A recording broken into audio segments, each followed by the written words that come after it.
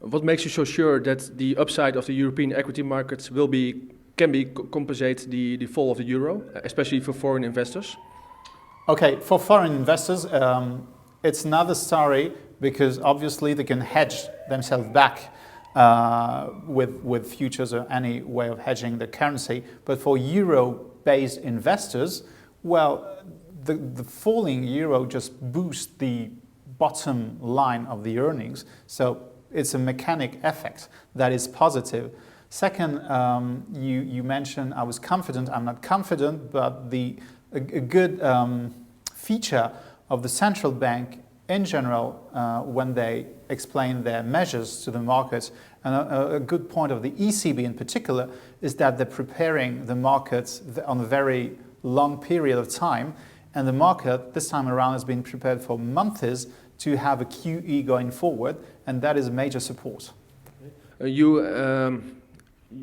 recommend people to spread over regions, but aren't you not afraid that most US and European companies have so many diversification in itself that they are worldwide active, so the influence of the region is not so big anymore?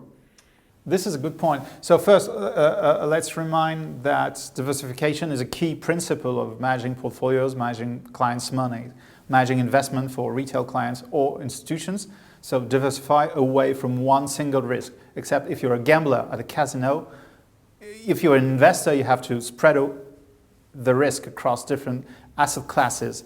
Within each and every asset classes, it can make sense to diversify within different regions worldwide. In particular, this time around, because it looks like we're having like diverging paths between different regions. In particular, in the US and maybe in the UK, you have central banks that are tightening or preparing the market to tighten the monetary conditions, whereas in Europe, in the Eurozone in particular, and in Japan as well, and maybe in some Asian countries, you have central banks that are expanding their balance sheets and they're increasing liquidity. So having the benefits of robust GDP growth like in the US, but tightening liquidity, and the exact opposite in the Eurozone, maybe in Asia, could help balance the portfolios and have some kind of income on one hand and some kind of earnings growth on the other.